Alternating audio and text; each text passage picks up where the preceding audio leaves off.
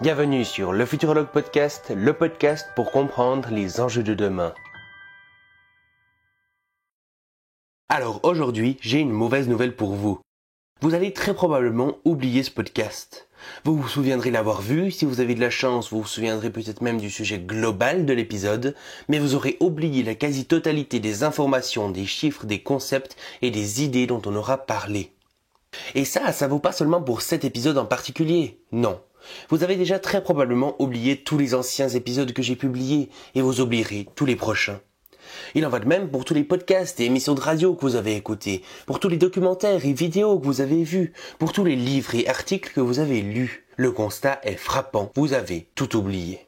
Ces connaissances auraient pu vous permettre de mieux comprendre le monde et d'améliorer votre vie. Grâce à elles, vous auriez pu maîtriser en profondeur certains domaines du savoir ou faire émerger des idées innovatrices et utiles à la société. Mais non, elles ne feront jamais rien de tout ça puisque vous les avez oubliées. Devant un tel raisonnement, on pourrait s'effondrer et s'apitoyer sur son sort en se demandant quel est le sens de cette bien triste existence. Mais ne vous en faites pas. Au milieu des ténèbres se trouve un chevalier blanc, un homme qui est là pour tous nous sauver. Cet homme a mis en place un système simple basé sur la prise de notes qui va vous permettre de sélectionner automatiquement les meilleurs contenus, de stocker vos connaissances actuelles et futures, de maîtriser en profondeur un domaine pour en devenir expert et de faire émerger des idées innovantes. Ce héros des temps modernes a 17 ans, il s'appelle Elliot Meunier et il me fait aujourd'hui l'honneur d'être mon invité. Salut Elliot et bienvenue sur le podcast. Salut Shayman, merci beaucoup pour l'invitation sur le podcast et pour cette incroyable présentation. Du coup, vous l'aurez compris, aujourd'hui on va parler de gestion des connaissances. Si vous voulez voir le détail des questions avec le minutage qui leur correspond, vous retrouverez tout ça en description. Je rappelle que cet épisode est disponible en vidéo sur YouTube et en audio sur toutes les plateformes habituelles. Et du coup, petite première question, qui es-tu? Je te laisse un peu te présenter, ton parcours, tout ça. Bien sûr, alors je m'appelle Elliot Meunier et j'ai quitté le lycée pour reprendre en main mon éducation. Du coup, je lis 100 livres par an et comme je lis 100 livres par an, à force d'oublier tout ce que je lisais, comme Shayman l'a dit, j'ai créé un système de gestion des connaissances personnelles. En gros, c'est un système qui permet de prendre des notes, de sélectionner automatiquement les meilleurs contenus et de les réutiliser dans les contenus que je crée. Et donc, ce système que j'ai créé, je le transmets dans des vidéos, des articles, des formations et mon livre qui vient de sortir. Ok, parfait. Et du coup, est-ce que tu pourrais nous présenter les enjeux un peu liés à la gestion des connaissances? Peut-être déjà d'un point de vue plutôt sociétal, tu vois, avec l'économie de l'attention et tout ça. Et puis on parlera des enjeux un peu plus individuels juste après. Ouais, bien sûr.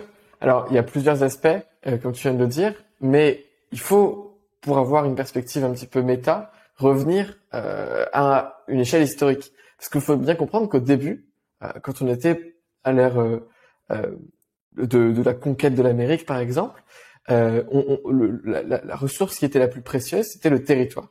Quand on n'avait plus de territoire à conquérir, on faisait la guerre pour essayer d'avoir le territoire d'un de nos adversaires. C'était la ressource principale. Puis ensuite, on a fait un truc qui s'appelle la révolution industrielle. Et là, on est passé à une ressource principale, c'était pas les métaux ou quoi que ce soit, non. La ressource principale, c'était le temps. On changeait du temps contre de l'argent. Et c'est comme ça qu'on essayait de gagner sa vie et ensuite d'acheter ça, d'échanger ça contre d'autres ressources, etc. Et puis, depuis le développement de la presse, on est passé dans ce qu'on appelle l'économie de l'attention.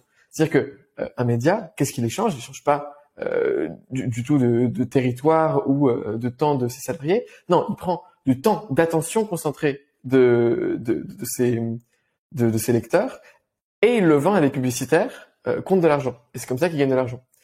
Et donc, en fait, on est arrivé à un point aujourd'hui où, il y a un tel niveau de demande sur l'attention des gens que les gens se sentent submergés. Le nombre de gens qui sont en burn-out d'informations, qui sont en permanence sollicités, qui ont des spasmes dans leurs jambes parce qu'ils reçoivent des emails tout le temps et qui sont le vibreur, quoi.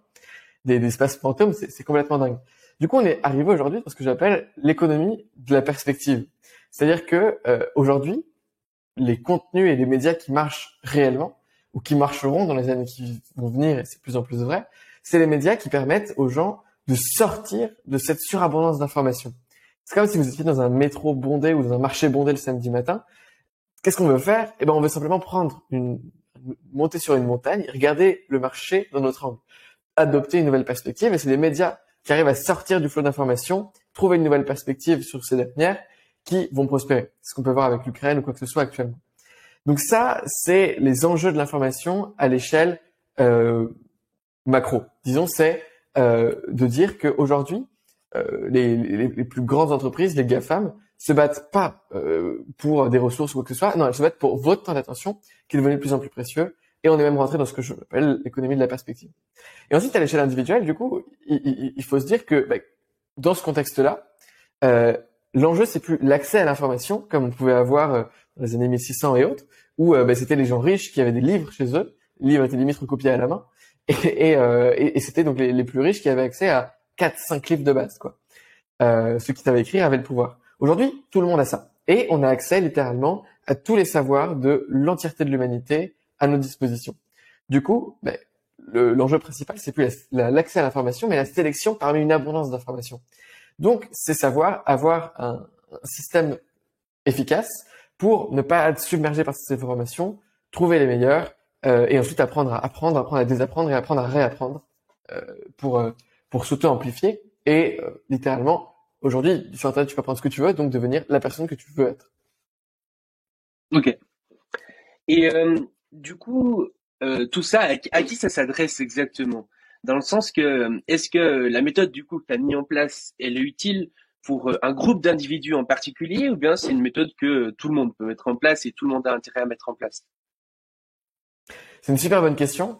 Alors, il y a des études statistiques qui montrent qu'aux États-Unis, il y a quasiment 80% de la population qui est travailleur de la connaissance. C'est-à-dire que leur métier, c'est d'avoir un flux d'informations, des emails, des données de fournisseurs, des données de collègues, etc., et de donner un output en information. Donc voilà, en gros, leur truc, c'est ils gèrent des flux d'informations en entrée et ils en donnent en sortie, ils donnent des mails, des rapports, des comptes rendus, des machins. Donc, tout le monde, ou 80% de la population, tous les gens qui écouteront ce podcast probablement, est concerné par ces enjeux-là et peut donc bénéficier d'un système de gestion des connaissances personnelles. Après, ce qu'il faut bien comprendre, c'est que c'est un système qui doit être complètement adapté à votre quotidien. C'est-à-dire que moi, je propose des trucs sur mesure. C'est-à-dire que je propose des protocoles, etc. Mais moi, je suis créateur de contenu. Mon métier, c'est littéralement de lire des livres et de prendre les meilleurs concepts et de les remettre sous ma forme qui m'est propre. Donc forcément, j'ai besoin d'un système super robuste au milieu qui va me permettre de prendre les concepts, de les diviser, de machin. Moi, je passe, 1-2 heures par jour à prendre des notes. Donc, nécessairement, j'ai un système de prise de notes qui va être plus complexe que celui d'un cadre qui a simplement besoin de gérer ses tâches, de gérer son équipe, de gérer ses mails sans avoir trop de charge mentale et peut-être de lire 2-3 trucs pour faire une veille sur son domaine. Mhm.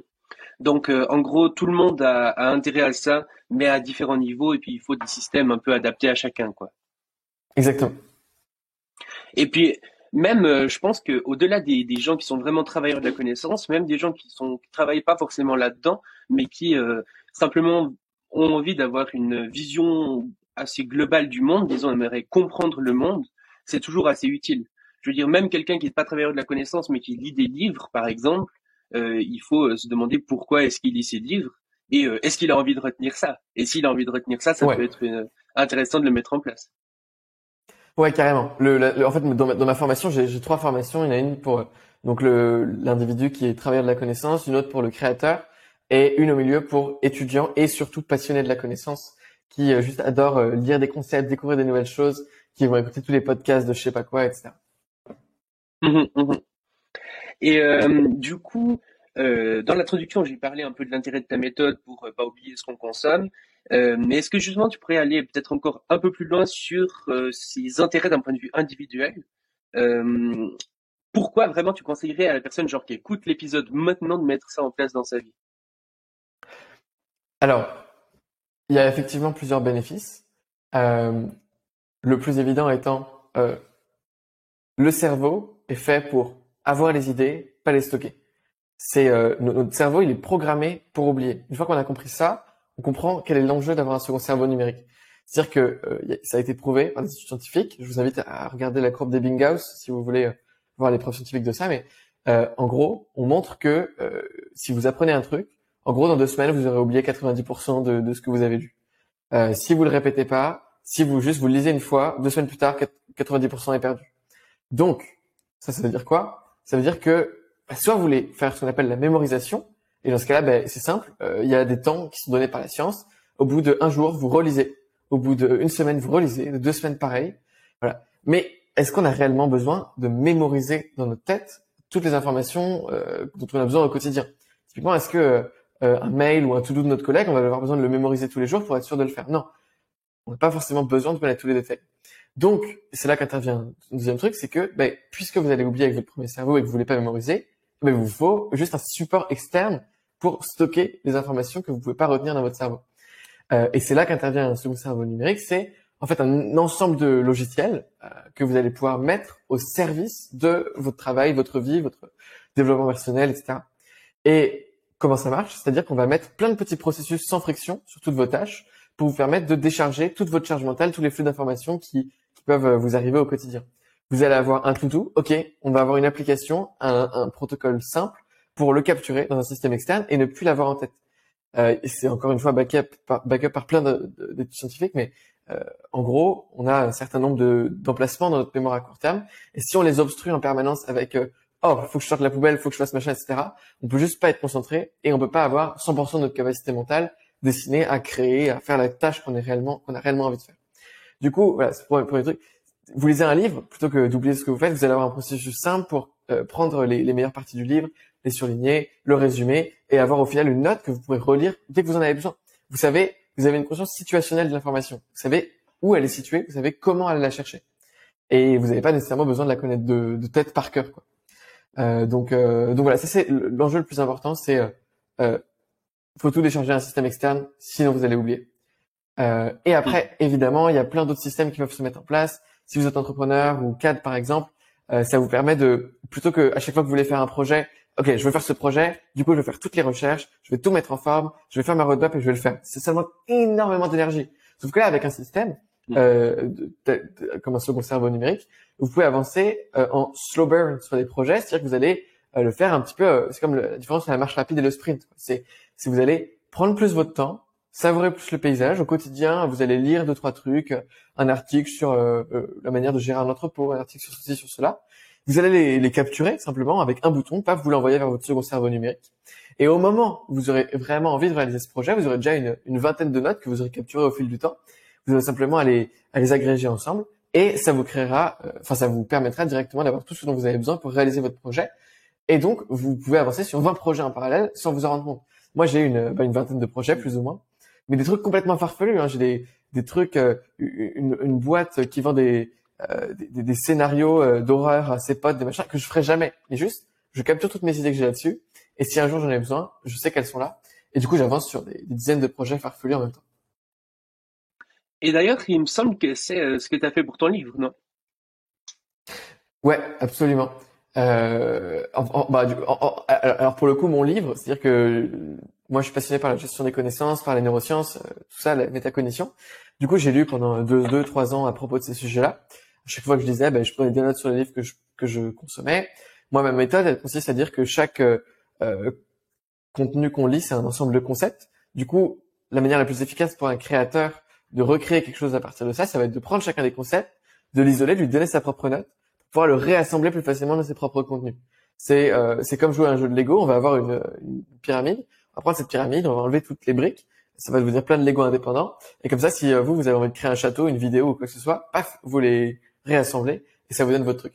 Du coup, j'avais en gros un ensemble de je sais pas, de 500, 600, 700 concepts liés à ce sujet-là de la gestion des connaissances personnelles, et ensuite, au moment de réaliser mon livre, j'ai fait aucune recherche, j'ai fait que de l'écriture. C'est-à-dire que j'ai passé une après-midi à créer un plan, j'ai créé mon protocole, sélectionner, capturer, organiser, déconstruire, immerger, créer, etc. l'information. Et dedans, j'ai intégré tous les concepts que je voulais mettre. Et ensuite, j'ai simplement passé 2 mois à rédiger tout ça tous les matins, à rajouter des exemples, etc. Mais j'ai eu à aucun moment de la recherche à faire. Toutes mes sources étaient déjà prêtes. Du coup, ma bibliographie a été créée automatiquement. J'ai eu aucune des frictions et des contraintes qu'un auteur a quand il veut créer un livre. Là, par exemple, aujourd'hui, je pourrais écrire des livres sur plein de sujets, sur différentes approches, sur les modèles mentaux, sur l'éducation, l'écologie, enfin, j'en sais rien, quoi. J'ai pas mal de notes et je pourrais tout agréger facilement. Mmh. Et du coup, pour vraiment comprendre qu'est-ce que c'est concrètement, quand on parle d'un système de gestion des connaissances, est-ce que tu pourrais par exemple nous parler des différentes étapes, genre la sélection, la capture, comment ça se passe concrètement? Ouais, bien sûr. Donc alors, moi, mon système, il est inclusif du moment où l'information, elle entre, et avant d'entrer, on la sélectionne, on la filtre, jusqu'au moment où elle sort, et on peut faire en sorte que on construise les meilleurs contenus possibles. Donc dans mon livre, vous aurez tout de A à Z. Il y a même un chapitre qui rule them all, qui est le chef de tout, c'est l'organisation. Comment est-ce que, parce qu'en fait, l'action de la prise de notes, de la lecture, c'est une action qui est importante mais jamais urgente. C'est toujours sortir une poubelle qui est plus important. Du coup, on a tendance à jamais la faire. Donc, comment est-ce qu'on fait pour prendre le contrôle sur son temps? Parce qu'on trouve jamais du temps, on le priorise. Donc, comment est-ce qu'on priorise notre temps pour faire passer les actions importantes avant les actions urgentes? Bref, du coup, il y a ce chapitre-là en plus. Mais donc, mon livre est vraiment construit sur ces de A à Z. Et du coup, bon, prenons le truc du début, si ça te va. On commence par la sélection de l'information. Du coup, comme je disais au début, c'est quasiment l'enjeu le plus important de notre siècle. Évidemment, une fois que tu l'as sélectionné, si tu le retiens pas, c'est un problème. Donc, deuxième enjeu, mais le premier, c'est ça. Aujourd'hui, si tu fais confiance à une plateforme externe pour te recommander les meilleurs contenus, tu vas perdre ton libre arbitre parce que les algorithmes ont compris que les gens, si tu leur donnais des choses qui étaient contradictoires à ce qu'ils pensaient, ils vont quitter la plateforme, donc vaut mieux pas. Donc, tu vas perdre ton libre arbitre parce qu'on va te donner que les contenus que tu veux voir et jamais les contenus qui sont vrais ou qui sont ou donner une opinion contradictoire.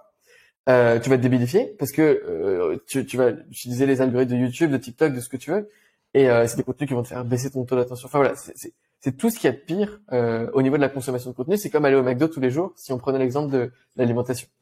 Du coup, il faut pas faire confiance à des algorithmes externes pour te recommander ce que toi, tu vas vouloir consommer au quotidien. Donc, comment on fait ce concept qu'on appelle infobésité, c'est ça? Ouais, exactement. C'est exactement pareil. Et je pense que on a tous un exemple dans notre entourage de quelqu'un qui passe 5 heures par jour sur TikTok, qui est pas capable de se concentrer plus de 10 minutes par jour sur un livre et qui se débilifie au cours du temps en fait. Donc ne pas faire confiance à des entités externes, première chose. Donc comment on fait? Il y a plusieurs méthodes, plusieurs principes que je décris dans mon livre pour sélectionner les informations. On va par exemple avoir la méthode des sources. On prend le livre le plus, si vous voulez devenir expert d'un sujet, tu prends le livre le plus complet sur le sujet, le livre le plus lu. Tu vas voir sa bibliographie, tu lis chacune des sources. Tu as des effets comme l'effet Lindy, qui a été théorisé par Nassim Taleb, qui dit tout simplement les informations qui existent depuis super longtemps ont encore beaucoup de chances d'exister dans super longtemps. Alors qu'un livre qui est sorti il y a 1 an a peu de chances d'exister encore dans 1000 ans.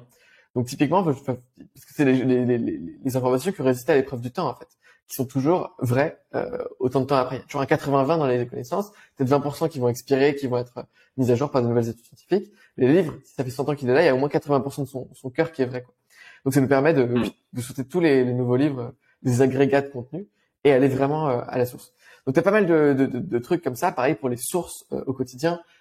Tu vas avoir différentes méthodes pour valider que cette source-là est correcte. Est-ce que c'est une source d'opinion? Si elle est opinion, est-ce que les trucs sont basés sur des prémices, etc.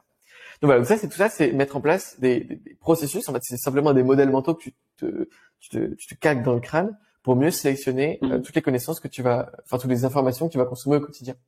Et ensuite, tu peux mettre des processus en place de veille, par exemple. Si tu veux rester super informé dans une thématique, tu vas prendre toutes les sources, tous les blogs qui t'intéressent, par exemple, tu les mets directement dans un agrégateur, ce qu'on va appeler, c'est-à-dire que ça va tous les jours aller voir les différents blogs que tu lui as mis, ça va voir, ok, est-ce que lui il a un nouvel article, est-ce que lui il a un nouvel article, etc.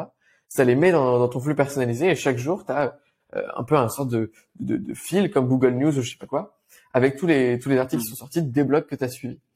Ça s'appelle Feedly, par exemple, si vous voulez essayer, c'est un des logiciels. Donc ça, c'est la partie sélection. Ensuite, il y a la partie capture. C'est-à-dire que dans ces contenus que tu vas lire, que ce soit des livres, des articles, des études scientifiques ou autres, ou des vidéos, des podcasts, tu vas vouloir sélectionner le 20% de la matière qui contient 80% de l'information. Et le meilleur tu deviens à ce domaine-là, le plus tu fais le 2% qui contient 98%. Tu vois, c'est un peu ce truc-là. Plus tu arrives à avoir un résumé condensé, le meilleur tu t'es. Du coup, ce que tu fais, c'est que tu essayes d'avoir des processus sans friction qui te permettent de capturer ces 2%. Quand tu écoutes un podcast, par exemple, tu vas avoir un bouton, tu cliques dessus, ça prend les 30 dernières secondes, ça les traduit en écrit, ça les met dans ton second cerveau. C'est aussi simple que ça.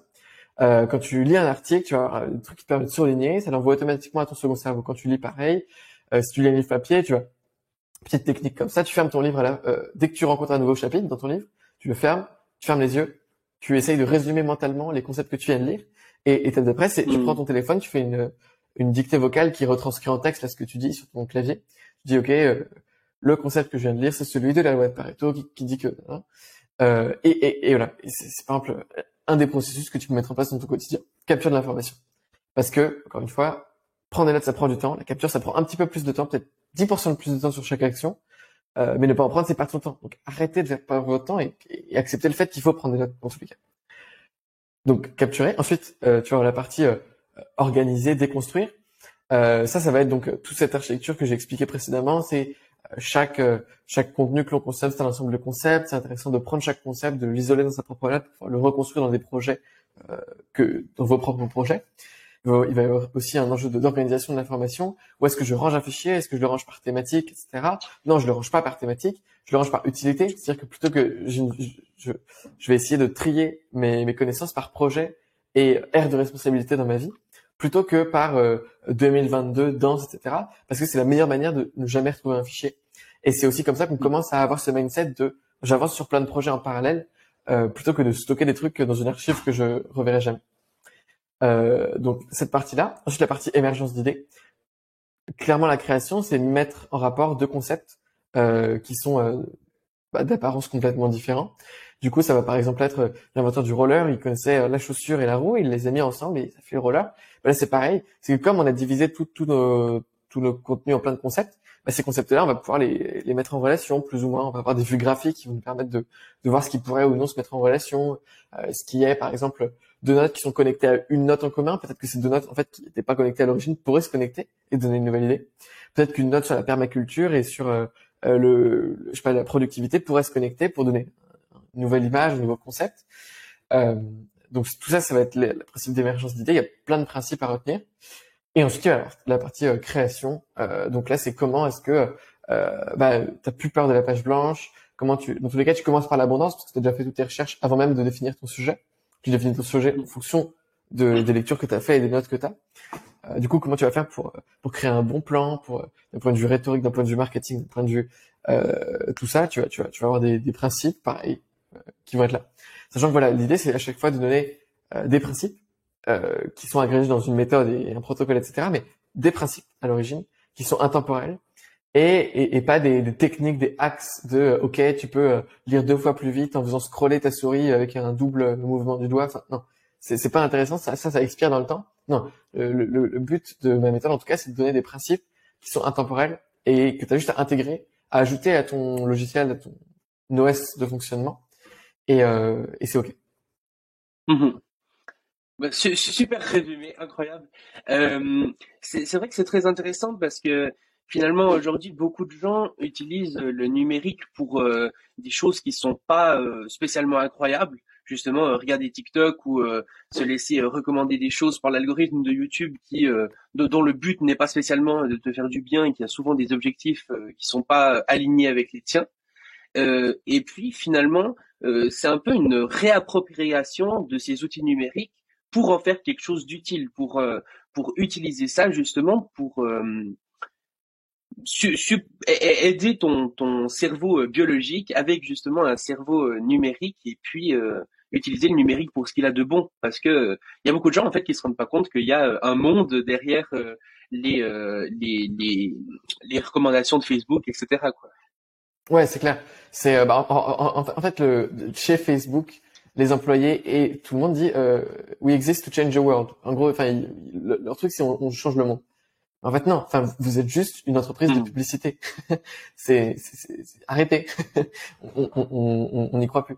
Donc ouais, c'est hyper intéressant de se dire c'est des outils fabuleux, formidables qui permettent d'avoir dans le Kindle, tu peux avoir combien 1 million de livres en un tout petit appareil quoi. C'est juste ouf et juste on gâche notre temps. On a des vies, je sais pas, le taux de mal-être, de dépression augmente et tout, alors que le taux d'innovation pourrait juste augmenter tout autant quoi. Si on apprenait à avoir une bonne hygiène d'utilisation de ces logiciels et si on perdait pas notre temps quoi. Ouais, finalement, c'est bien parce que tu prends l'outil qui est le numérique et puis t'enlèves un peu quasiment toutes les parties négatives pour en garder vraiment les choses utiles, quoi. Et ouais, c'est vraiment cool.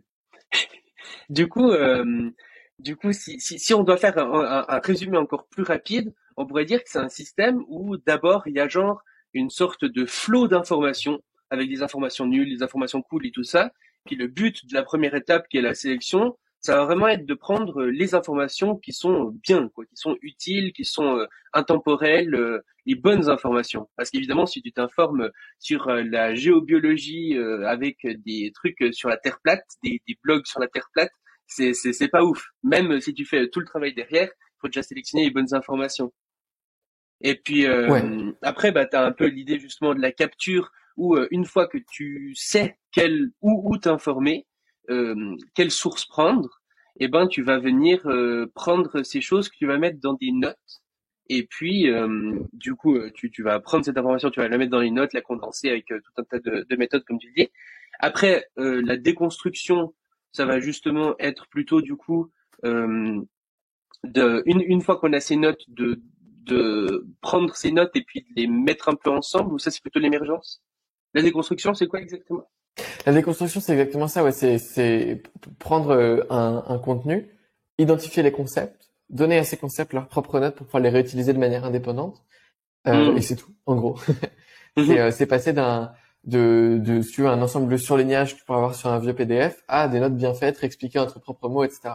C'est la base qui prend le plus de temps et qui fait aussi générer le plus de valeur. Et puis après, tu vas aussi avoir une sorte de lien entre chaque note qui permet justement de ne pas avoir chaque note un peu n'importe où, mais qu'elles soient chacune liées entre elles, c'est ça? Ouais, en fait, on va se servir du principe de note permanente. C'est-à-dire que c'est tout ce qu'on fait en déconstruction, c'est qu'on prend les parties des livres et des choses qu'on lit qui sont intemporelles dans le temps et on leur donne leurs propres notes, donc tous ces concepts-là. Et ensuite, il va y avoir une partie donc une fois qu'on a résumé en nos propres mots le concept, on va venir mettre une partie référence où on va mettre tous les liens qui pourraient exister avec d'autres notes, par exemple. Tiens, ce concept-là me fait penser à tel autre concept qui a été expliqué par tel auteur, ou tel concept réfute complètement telle idée. Nanana. Mhm. Et ensuite, tu vas avoir une partie exemple où tu vas pouvoir mettre tout ça, tout le reste. Mais du coup, c'est la note est indépendante, on peut la comprendre tout seule, elle est autosuffisante à sa compréhension, et elle est complètement densément connectée avec plein de notes autour d'elle.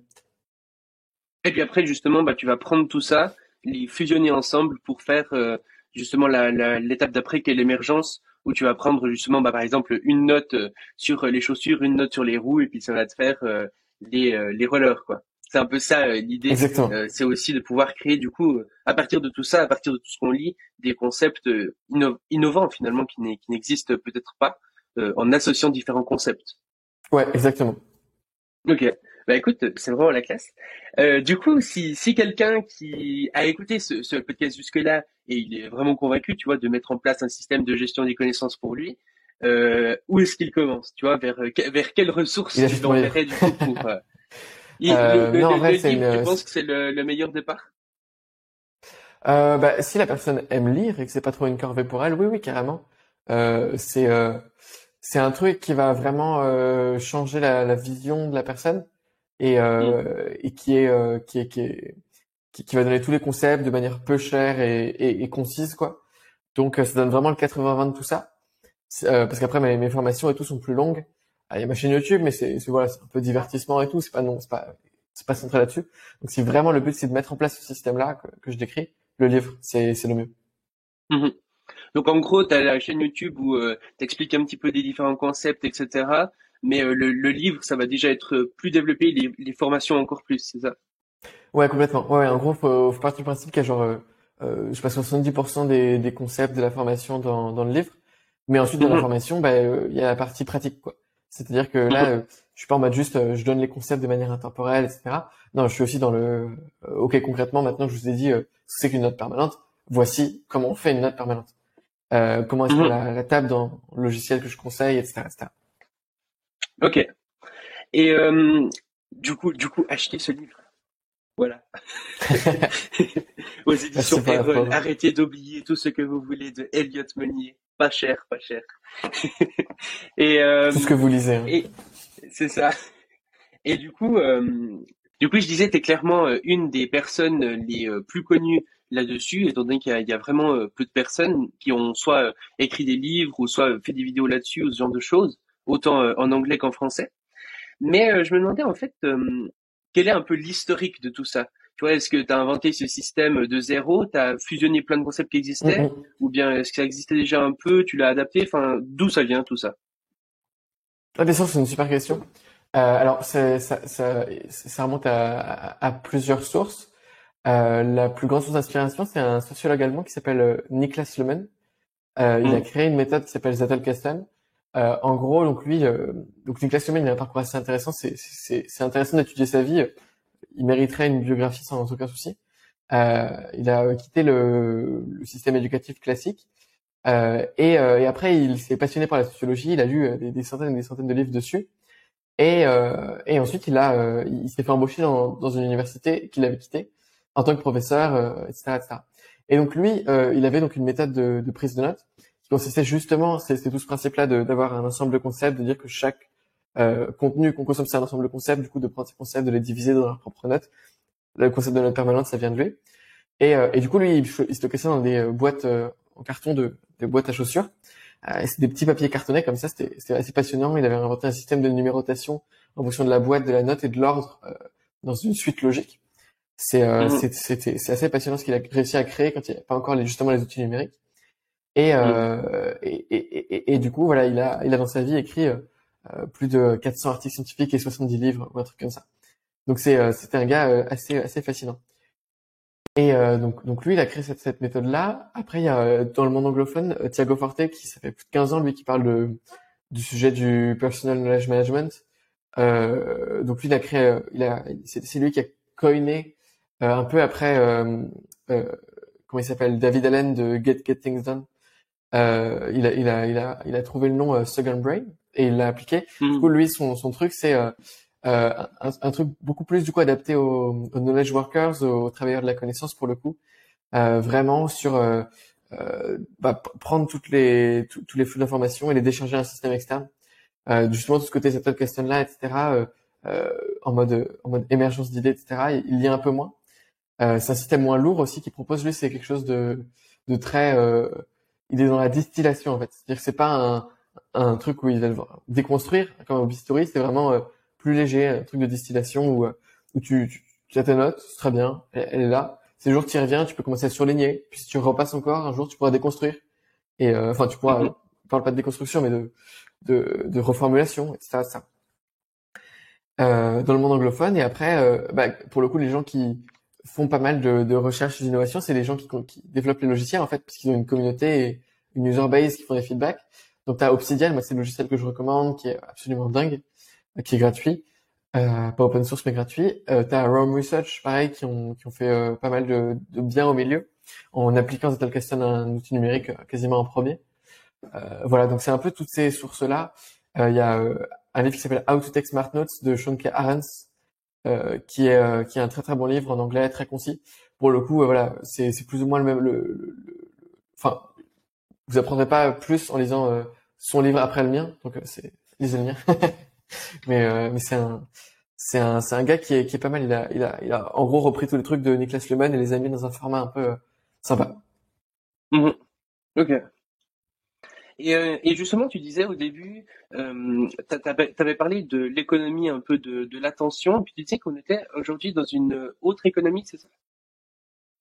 Ouais, l'économie des perspectives, ou du moins C'est l'ère quoi des du coup la perspectives. différence que tu fais entre les deux? Donc l'économie de l'attention, en fait, c'est juste de dire, voilà, dans le marché aujourd'hui, quand tu as un marché, tu peux pas modéliser le truc avec une offre et une demande pour un marché, comme on l'aurait classiquement. Parce que en fait, ce que les médias vendent, c'est pas un bien à des clients, c'est le temps d'attention de leurs consommateurs à des publicitaires. Du coup, c'est ça le Mhm. nouveau paradigme de l'économie de l'attention. Tu échanges du temps d'attention concentré contre un espace publicitaire et de l'argent. Et du coup, voilà. Donc, dans cette économie d'attention, aujourd'hui, on est arrivé dans un marché sursaturé où il y a beaucoup plus d'offres, beaucoup plus de contenus qui sont créés que de temps d'attention disponible par la population. Et Mhm. donc, aujourd'hui, pour se démarquer, il faut donner un nouvel angle pour observer ce flux d'informations, comme dans un marché un samedi matin, Et c'est ça l'ère des perspectives, c'est que les gens qui arrivent aujourd'hui à se démarquer, c'est les gens qui arrivent à donner, à prendre du recul à un niveau macro sur tous ces trucs-là et pas être submergés par les informations en continu, et qui prennent du temps pour réfléchir et qui donnent une nouvelle perspective, des nouveaux modèles pour voir le monde en fait. Et j'ai le sentiment moi que c'est ça qui émerge aujourd'hui et qui est de plus en plus là. Et du coup, ça, c'est quelque chose qui viendrait remplacer l'économie de l'attention ou c'est des choses qui pourraient vivre ensemble? Ce sera un nouveau paradigme de l'économie de l'attention. Je pense qu'on a eu la phase 1 de les informations sont rares, tout est classifié. T'as les journaux de droite, les journaux de gauche, t'as toutes les chaînes d'information en noir et blanc entre je sais pas 17 et 21 heures quoi. C'était un truc ultra comme ça.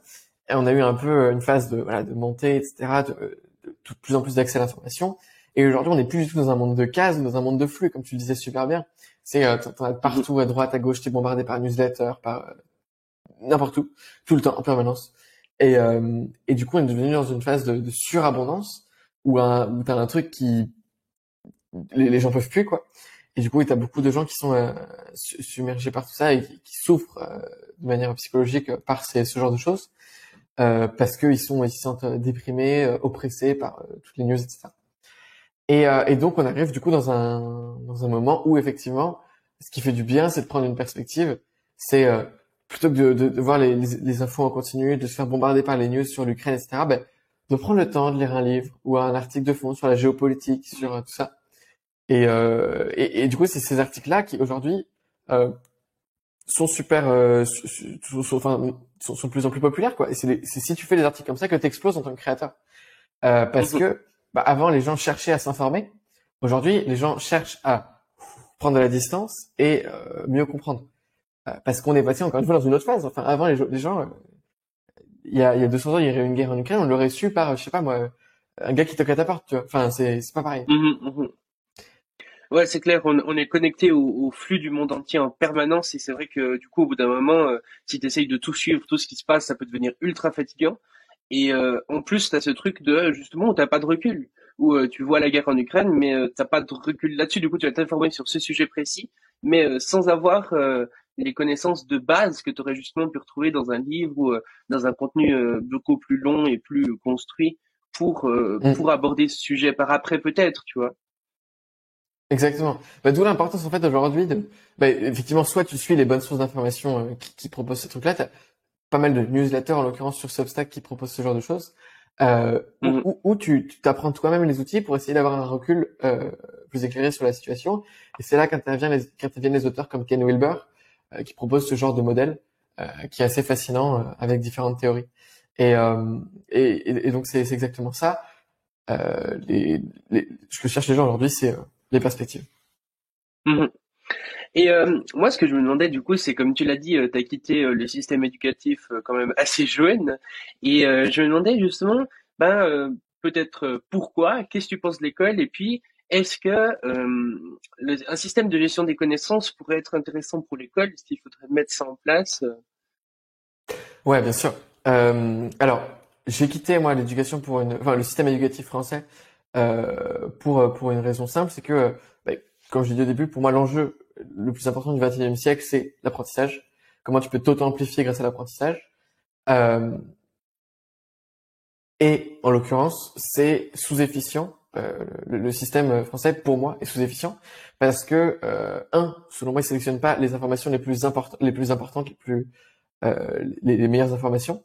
Et ensuite, ils les transmettent sous une forme sous-efficiente parce que tu es dans une classe, parce que les professeurs n'ont souvent aucune idée, statistiquement, hein, aucune idée de la manière dont fonctionne le cerveau des élèves. Donc, ils vont essayer de transmettre sous des systèmes qui, selon les neurosciences, sont complètement erronés, en fait.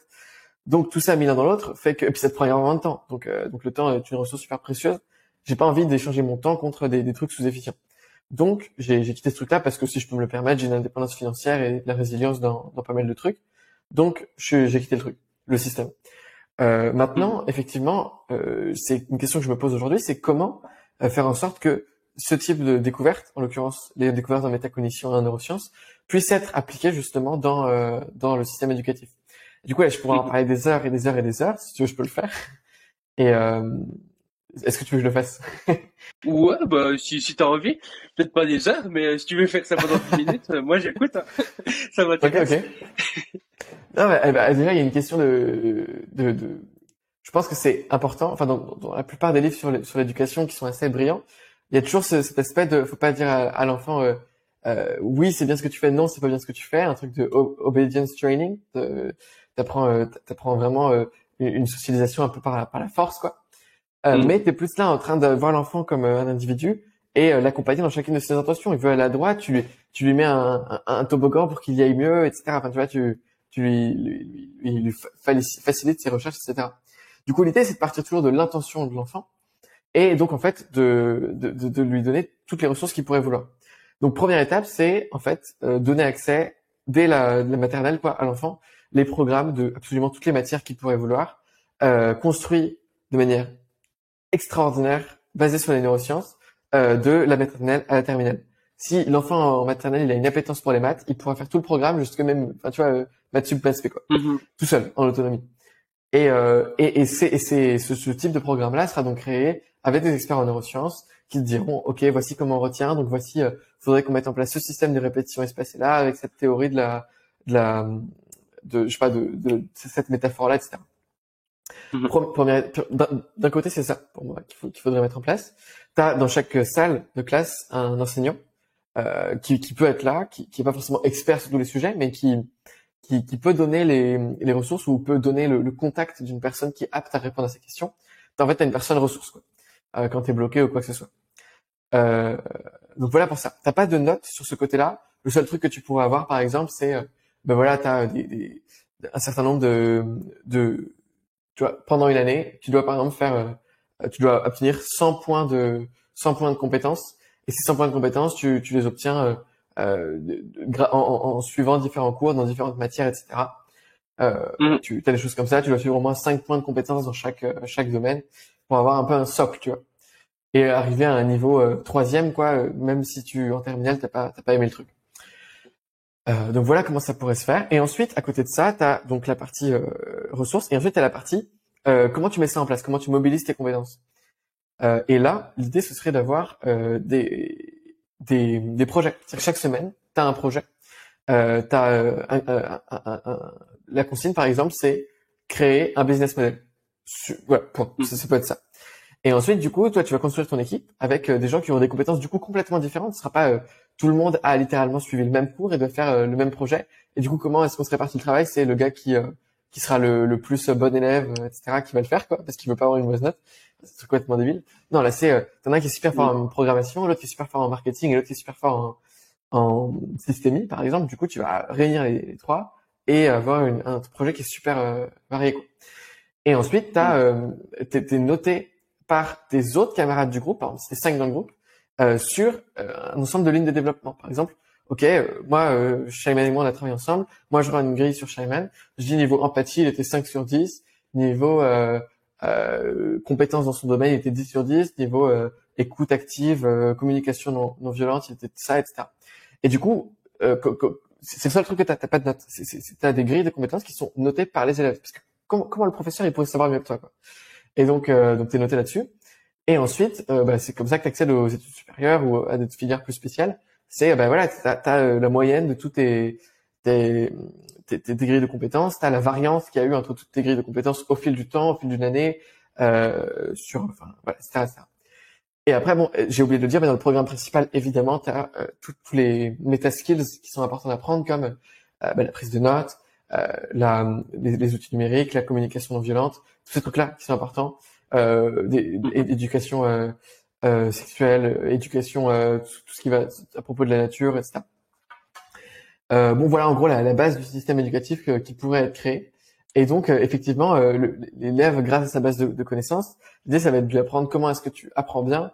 Et donc, évidemment, ça passe par la prise de notes, parce que c'est comme ça qu'on apprend le mieux. C'est Feynman qui disait, le fameux physicien, tu comprends quelque chose quand tu peux l'expliquer à un enfant de 12 ans.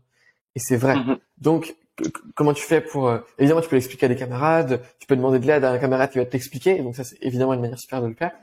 Mais le meilleur truc, ça va être de reformuler dans ton propre mot à ton logiciel de prise de notes, parce que c'est comme si tu l'expliquais à quelqu'un, et en plus le logiciel n'autorise pas les trous logiques. parce que quand tu expliques à ton logiciel, tu peux pas dire oui, mais je te l'avais dit, c'est plus ou moins ce que je voulais dire. Non, c'est non, enfin tu l'écris, il y a un trou logique, ça marche pas quoi. Mhm. Donc voilà, c'est effectivement les systèmes de gestion des connaissances personnelles à l'école, c'est super précieux. Voilà, si tu veux réformer tout avec comme je l'ai dit là, c'est vachement bien. Mhm. Mais même à l'échelle individuelle, si je peux donner un séminaire à tous les étudiants de France, tu peux être sûr que que les gens ont plus de temps libre, que les gens passent plus de temps à développer des projets, que les gens passent et ont des meilleurs résultats, quoi. Ouais, bah c'est ça. Je pense que du moment que l'éducation nationale et les institutions de manière générale sont pas tellement optimisées, sont pas au clair sur les nouvelles des sciences, autant reprendre son éducation par soi-même, justement en mettant en place soi-même un système de gestion des connaissances. Mais c'est vrai que ça serait encore plus génial si on pouvait faire accepter ça d'un point de vue étatique et que tout le monde ait accès à ça sans forcément tu vois, parce que quelqu'un qui tombe pas sur cet épisode de podcast ou qui ne connaît pas, il a pas accès à ça et c'est vachement dommage, quoi. Donc ouais, c'est vrai que ça serait génial de mettre ça en place d'un point de vue sociétal. Ouais, ouais, c'est peut-être la prochaine phase. Mon prochain livre, ce sera peut-être là-dessus. Qui sait? Ça serait trop bien. Euh, mais ouais, c'est vrai que par exemple, ce que tu dis avec le fait de finalement donner les moyens à l'élève à l'enfant d'aller vers là où il a envie, je trouve assez intéressant dans le sens que l'élève a envie d'apprendre ça et puis tu vas lui donner justement les ressources nécessaires pour apprendre cette chose plutôt que de lui dire voilà ce que tu dois apprendre et je t'oblige à le faire de cette manière-là. Et Mhm. le problème en faisant ça, c'est que tu forces à quelque part les élèves à apprendre des choses déjà qu'ils n'ont pas forcément envie, mais qui pourraient aussi avoir envie d'apprendre peut-être plus tard. Et puis que s'ils l'apprenaient plus tard, eh bien, ils pourraient avoir une bien meilleure concentration, etc., puisqu'ils auraient envie de l'apprendre à ce moment-là. Tu vois ce que je veux dire? Ouais, complètement. Je suis complètement d'accord avec toi. Après, voilà, il y a la partie. En fait, toutes les écoles Montessori et les écoles sans prof qui existent aujourd'hui, c'est exactement sur ce principe-là. Donc là, pour le coup, c'est pas Mhm, révolutionner la roue. Et on constate qu'il y a quand même quelques failles avec ces systèmes-là, d'où l'aspect point de compétence pour avoir un peu une sorte de tronc commun, mhm. comme on dit en France. Il faut voir aussi comment tu fais le tronc commun parce qu'aujourd'hui, il est. Et toi, du coup, tu dis, c'est quand même intéressant d'avoir des compétences qui sont partagées par tous, quoi. Par exemple, justement, on entend de plus en plus parler d'écoles démocratiques qui carrément laissent l'enfant faire ce qu'il veut, justement, et puis le but de l'enseignant, c'est simplement de, de lui mettre des choses sur la route. Mais tu penses que c'est quand même intéressant d'avoir certains troncs communs. Ouais, ouais, ouais. Ouais, ouais, parce que tu deviens vite. Enfin, je prends un exemple débile, hein, mais le start-upper qui lit que des livres de business et de dev perso, enfin, tu vois vite qu'il se débilise, quoi. Il a une seule grille de lecture du monde, c'est l'argent et c'est comment en faire, et ça va être tout, quoi. Donc, je pense que ouais, c'est Mhm, important. Enfin, moi, dans ma liste de lecture et tout, j'essaye de lire sur l'histoire, sur la géopolitique si j'y arrive, sur l'écologie, la permaculture, enfin, plein de grilles de lecture différentes. Et ça me mhm, permet clairement de mieux comprendre le monde. Donc je pense que c'est important d'obliger les enfants, quitte à les obliger à être physiquement présents quelque part, bah autant aller un peu plus loin et juste les ouvrir sur le monde, quoi. Tout le monde n'a mhm, pas la chance de voyager, donc tout le monde doit lire de l'histoire. Tout le monde n'a pas la chance de, enfin tu vois, donc c'est un peu ce truc-là. Après c'est pas nécessairement, voilà, apprendre l'histoire, machin. C'est en gros comprendre d'un point de vue macro l'histoire d'un peu toutes les civilisations, les différences culturelles, parce que c'est hyper important pour communiquer aujourd'hui. Parce que dans ta vie, tu seras forcément amené à travailler avec des Asiatiques ou avec des Russes ou je sais pas quoi. Euh, mais ensuite, ça peut être regarder des documentaires, regarder tous ces trucs-là. Enfin, c'est pas nécessairement un truc contraignant, quoi. C'est des trucs que les gens vont trouver cool. mhm. Et justement, tu mettrais quoi du coup comme différentes thématiques dans ce tronc commun? C'est quoi qui te semble le plus important, par exemple, à intégrer? Niveau discipline du ton copain, je le trouve enfin, plutôt correct. Quand je dis que je voulais rajouter des trucs de soft skills, etc. Enfin, tout ce qu'on appelle soft skills. Mais après, non, les disciplines sont plutôt bien choisies. J'introduirais plutôt la philosophie, plutôt la géopolitique, voilà, différentes choses. Plus voilà de tout ce qui est expérience dans la nature, avec la nature, pour la nature. Mhm. Mais après, voilà, c'est plus ok, tu mets l'histoire dans le tronc commun. Maintenant, comment tu fais pour qu'elle soit pas horriblement enseignée comme elle l'est aujourd'hui, quoi. Ouais. Et du coup, ça pourrait aussi être amélioré via la gestion des connaissances, le fait de rendre même ce tronc commun, disons, un peu plus fun. Ouais, carrément. Bah, en fait, là, c'est plutôt du design du design pédagogique. En fait, c'est pas du tout aux élèves de s'occuper de ça. En vrai, c'est plutôt bah, les experts en neurosciences qui sont au nombre de peut-être 20 dans le monde, tu vois. Enfin, non, experts, pardon, pas en neurosciences, en métacognition liée à l'apprentissage. Mais ils Mhm, sont genre 20 dans le monde. Tu sais, à chaque fois que tu lis un article, c'est en mode on n'est qu'à l'enfance du truc, quoi. Tous les experts disent ça parce qu'en fait, ils en ont aucune idée, quoi. Mais du coup, mhm, l'idée serait de les réunir et de concevoir un truc avec eux pour un enfant de 12 ans, quoi. Tout le programme pour un enfant de 12 ans, au même niveau. Bref, un truc comme ça. Et, euh, et tu vois, avec un truc un peu atomique de, ok, on te fait le programme de maths, mais ça fait 2 ans que tu t'es plus intéressé aux maths, du coup, t'as pas progressé. Et là, du coup, on te dit, ok, maintenant, on va voir les équations différentielles. Mais ok, c'est quoi les équations simples, en fait, pas différentielles? Et du coup, là, tu vois, t'as un lien pour revenir au cours, au bref récap sur le truc. Tu le retiens rapidement. Et on te dit, ok, tu vas ajouter cette note-là à ta base de connaissances. Vas-y, clique là. Ça te crée une note. Comme ça, tu peux le retrouver facilement dans ta base, pas dans une base externe. C'est plus une mhm, information, c'est une connaissance. Enfin, voilà. Donc ouais, il y a plein de trucs à mettre en place. Il y a la partie intégrer la gestion des connaissances personnelles et les cours, la plateforme de cours ensemble, que l'un et l'autre puissent se parler et réciproquement que mhm, l'élève puisse contribuer à améliorer le cours et que le cours contribue à améliorer la base de connaissances de l'élève. Et qu'ensuite évidemment le truc puisse être exportable, que dans sa vie, il laisse sa vie y accès et que en sortant, mais t'imagines, tu commences à prendre des notes en primaire, tu sors du lycée ou des études supérieures, t'as genre 50 000 notes ou 30 000 notes. Enfin, c'est tellement riche et précieux tout ce que tu pourrais avoir. Tous tes cours d'histoire, si tu y avais mhm. accès, ce serait pas incroyable. Voilà, enfin oui, Ouais. ouais, pardon, ouais, j'ai divagué, mais pour designer des cours, c'est des experts en pédagogie et en métacognition. Aujourd'hui, maintenant, parce que c'est probablement pas possible de réformer un truc à cette échelle-là, ou pas tout de suite, ou pas avec ce type. Bref, je vais pas faire de politique, mais voilà. Mais en tout cas, à l'échelle individuelle, aujourd'hui, c'est possible de s'auto-amplifier grâce à un système de gestion des connaissances personnelles. Plus tôt tu commences, plus t'as de notes, plus c'est précieux, plus il faut le faire. Donc, si vous avez des gens Mhm. dans votre famille, des gens au collège, lycée, nanana, euh, bah, lisez mon livre et retransmettez-leur comme vous pouvez. Parce que je pense que mes trucs sont trop advanced pour les jeunes, quoi. Mhm. Ouais, c'est génial. Ça serait tellement bien un système éducatif qui prend en compte les neurosciences et puis qui se base sur des choses et pas juste sur rien. C'est vrai que ça serait quand même pas mal, hein. Mais les profs, en Mais fait, ils y peuvent rien. Enfin, on leur a oui, enseigné c'est ça, ouais. de la manière qu'ils enseignent aujourd'hui. Et pour eux, enfin, la manière dont l'apprentissage marche, c'est, t'as un prof qui va dire son cours à 30 élèves, et les 30 élèves, magiquement, ils vont tout mémoriser, tout retenir, tout, ta. Et s'ils le font pas, bah, c'est qu'ils doivent être plus attentifs en cours, que c'est leur faute. Mais en fait, pas du tout. C'est pas la faute de l'élève s'il retient rien. C'est juste que la manière dont les profs transmettent, le transmissionisme, c'est foncièrement mauvais d'un point de vue de neurosciences. C'est erroné. Mhm. Mhm. Oui, c'est un peu cette notion de pas en vouloir aux profs et puis pas en vouloir aux élèves, mais en vouloir à quelque part au système qui est derrière.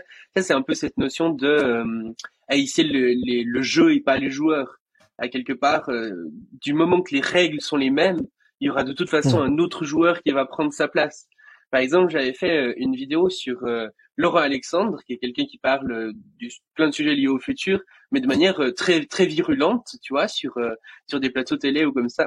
Et ma conclusion, c'était, mais même si quelqu'un viendrait l'assassiner pendant la nuit, le lendemain, il y aurait quelqu'un qui reprendrait sa place parce que il a un rôle dans la société. Et c'est pas lui le problème, c'est tous les algorithmes qui sont mis autour, tout la manière dont les interfaces sont designées, etc., qui contribuent à mettre en avant ce genre de personnage, par exemple. Ouais, je suis complètement d'accord. Mhm. Et du coup, c'est la même chose pour l'école, j'imagine. C'est les enseignants et les élèves, à quelque part, ils peuvent faire au mieux avec ce qu'ils ont, mais quand ce qu'ils ont, ça se base sur pas grand-chose et puis c'est vraiment pas ultra bien fait, et ben forcément c'est très compliqué, quoi. Absolument. Et du coup, t'as quand même un peu d'espoir que ça se mette en place une fois où tu disais justement que c'est un peu irréaliste. Ben, il y a un livre qui est très bien qui s'appelle Switch, qui décrit les théories du changement dans les grandes institutions, qui montre qu'il y a effectivement, voilà, il faudrait déjà quelqu'un qui montre. Je pense que personne aujourd'hui n'a réussi à faire, euh, en gros, ce que je viens de dire en 10 fois plus poussé, en allant jusqu'au bout du truc et en faisant un démonstratif. Donc, il faudrait qu'il y ait cette personne-là qui le fasse ou une équipe qui le fasse. Premier truc, montrer le chemin. Ensuite, t'as le truc ouais, maintenant, faut motiver l'éléphant, quoi. Faut motiver l'institution, faut faire manifester les étudiants pour que eux-mêmes veuillent ça, tu vois. Faut le rendre attractif. Faut faire tout ça. Et ensuite, faut littéralement montrer, voilà, c'est pas compliqué. En gros, tout le processus de formation des profs, on l'a déjà mis en place. Vous avez chez l'appliqué, etc., etc. Et ensuite, bah, clairement, ça part du politique, quoi. Donc ce serait une mesure, de programme, en fait. Il faudrait un candidat pour porter ça. Donc ça fait réunir beaucoup de trucs. Ça prendrait beaucoup de temps. Rien que, je pense, 2 ans pour designer tous les programmes, c'est le minimum vital, tu vois. Donc, en fait, c'est un truc à l'horizon 20 ans, quoi. Ce truc-là. Si quelqu'un s'y met maintenant, je pense. Donc, en vrai, j'ai pas beaucoup d'espoir. Parce que les gens sont pas de plus intelligents, de plus en plus intelligents, ils sont souvent de plus en plus cons. Donc, non, je rigole, mais enfin voilà, c'est un peu ça l'idée. Ouais. Bah, c'est vrai que ça serait intéressant du coup. Moi, en tout cas, je me réjouis de lire ton livre où il y aura le résumé de comment appliquer ça au système éducatif français avec toutes les sources. Tu sais quoi, je vais commencer l'écriture maintenant, tu m'as donné envie, là. La première phrase, ce sera genre, en quoi un jeune de 17 ans, pourrait écrire un truc sur l'éducation? Genre, un truc genre, parce il en est sorti l'année dernière, tu vois. Il est sorti de cet enfer l'année dernière, vous avez oublié. Oui, c'est ça. Mais ça, c'est vrai que c'est quelque chose qui est quand même assez impressionnant que j'ai remarqué, c'est que beaucoup d'adultes qui sont du coup sortis de l'école et tout ça, n'ont pas du tout aimé l'école quand ils étaient enfants. Par contre, quand ils sont adultes, ils sont là en mode, ouais, mais c'était pas si pire que ça allait encore, tu vois. Mais, euh, mais ouais, je pense qu'il y a une idée comme ça où le cerveau va sélectionner les aspects un peu positifs du passé et puis parfois oublier justement que non, c'était vraiment nul. Ouais, c'est vrai. Et bon, du coup, ça fait déjà un petit moment qu'on discute de tout ça. Est-ce que tu as encore un autre sujet que tu aimerais aborder ou Non, je trouve ça hyper riche de ce qu'on a dit. Ça peut, en particulier des étudiants jeunes comme nous, etc. C'est ultra précieux, je pense, ce qu'on a dit. Mhm, Euh, non, le truc que j'aimerais dire, c'est prendre des notes, ça prend du temps. Ne pas en prendre, c'est perdre son temps. Alors juste, ne per- genre, là, si vous commencez pas à vous renseigner sur la prise de notes, si vous commencez pas à prendre des notes, ne serait-ce que sur ce podcast, après avoir écouté ça, c'est juste que vous avez perdu votre temps là. Donc, commencez à mettre en place un système maintenant pour arrêter de perdre du mhm, temps déjà maintenant et dans le futur, quoi. Enfin, c'est vraiment genre, mhm. c'est aberrant le nombre de gens qui écoutent mes vidéos, qui à la fin sont en mode, putain, je suis convaincu et 2 mois plus tard, du coup, t'en es où de ta prise de notes? Ah ouais, super, super. Ouais, ok. Mhm. C'est, Ouais. ils ont pas commencé, Et, quoi. euh, et du coup, justement, un petit peu, il y a une question un peu que je pose enfin c'était le premier à qui je la pose, mais je vais essayer de la poser après à tous les prochains invités aussi. C'est un petit peu genre, si t'étais là, tu vois, toi, sur une scène et que t'es sur un podium et que t'avais genre toute l'humanité qui t'écoutait, toute l'humanité devant toi, qu'est-ce que tu lui dirais? Grosse responsabilité, déjà. Euh, En vrai, je pense que je ferai un speech sur l'écologie et je pense que je parlerai je sais pas combien de temps tu me laisses, mais genre j'expliquerai les concepts de Ken Wilber et Bill Plotkin, les principaux modèles de ces 2 auteurs, et de manière très imagée pour que tout le monde comprenne et dire à tout le monde voilà, maintenant tout ce qu'il vous reste à faire, c'est commencer à méditer et à incorporer ces systèmes de pensée dans votre quotidien et euh, et vous allez voir que que votre vie va être mieux. Mhm. Bah Parce que c'est un du coup, truc, en fait, c'est c'est un les truc deux, ils ont universel qui écrit des s'intéresse livres, c'est ça? au niveau de développement des consciences de l'humanité, etc. Donc, Mhm, c'est complètement universel. C'est pas culpabilisant. C'est juste, c'est passionnant. C'est passionnant. mhm. C'est la notion de développement turquoise, etc. C'est ça? Exactement. Mhm. Ouais, c'est vraiment quelque chose d'intéressant. Effectivement, ça serait un beau speech en tout Donc cas. non, du J'aimerais coup, ce bien que je vous dis l'entendre. là, En supplément dans le podcast, c'est lisez Ken Wilber et Bill Plotkin. Si vous n'avez pas de liste de lecture actuellement, c'est les deux livres à lire. Je lis plus de 100 livres par an et c'est les deux que je retiens qui ont le plus changé ma vie des 20 dernières années, quoi. Et j'ai pas 20 ans. Mhm. Ok, bon alors allez lire ça et allez lire le livre d'Eliott. Ouais, et mon livre Justement à d'ailleurs, ensemble. ouais, du coup la question que j'allais te poser justement, c'est si les gens veulent en savoir plus sur toi, sur ton travail, etc., tu les renverrais où? Je vais te dire, allez voir mon livre, allez voir ma chaîne YouTube, abonnez-vous d'ailleurs. Et voilà, et c'est déjà un bon commencement. Dans tous les cas, vous finirez par être dans ma newsletter et par probablement recevoir mes offres. Donc,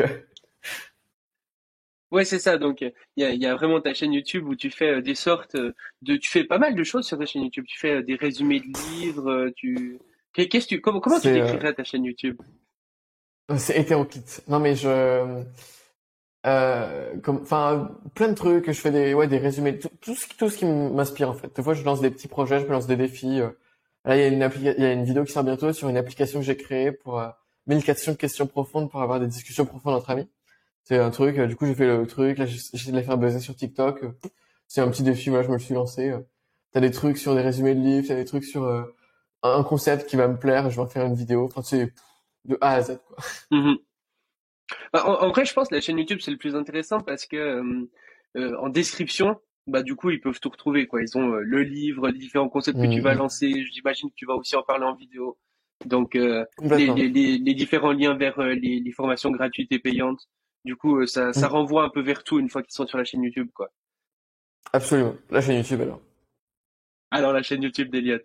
Bah écoute, parfait. Du coup, je mettrai le lien de ta chaîne YouTube en description. Et puis, bah, je te remercie d'être venu discuter avec moi et à très bientôt. Bah, ce fut un énorme plaisir. Merci beaucoup pour l'invitation et merci à vous pour avoir écouté le podcast. Ouais, merci beaucoup d'avoir écouté. À bientôt. Ciao, ciao.